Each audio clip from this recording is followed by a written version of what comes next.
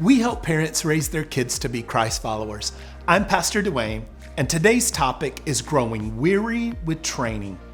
Training is so important in our process, and when you take on a brand new responsibility like training, it can be draining. You see what I did there? There are all sorts of reasons why you can get weary.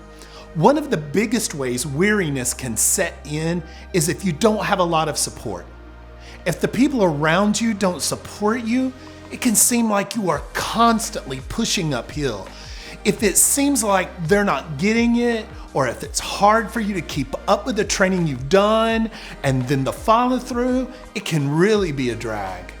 So we want to give you some tips to keep training from being draining. The first tip is something we mentioned briefly in a previous tip, and that is to avoid training when there is a misbehavior. You never want your training to feel like a discipline. You want to be able to reinforce every step of the behavior that you are training with celebration.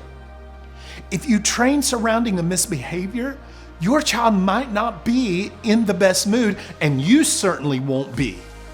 Now, you'll see when we get to the process of discipline that you shouldn't have to retrain anything.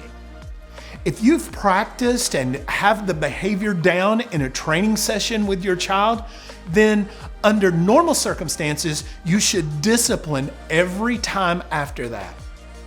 Here's the thing about your kids. In most situations, they are smarter than you give them credit. Children can feign their understanding. If they ever pick up on the idea that they won't have to be disciplined if they can convince you they didn't get the training, then they'll play that card as often as they think they can. Now, you may think, my child is too little to pick up on that, or my kid doesn't think that way.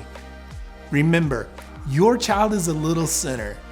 You're thinking about everything that has to be done. A lot of your child's brain power can go to, how do I get what I want? Second, don't create too many rules. Focus on your values and not your tasks. Major on the majors. Take a look at the list of important things that you want to train your children to do.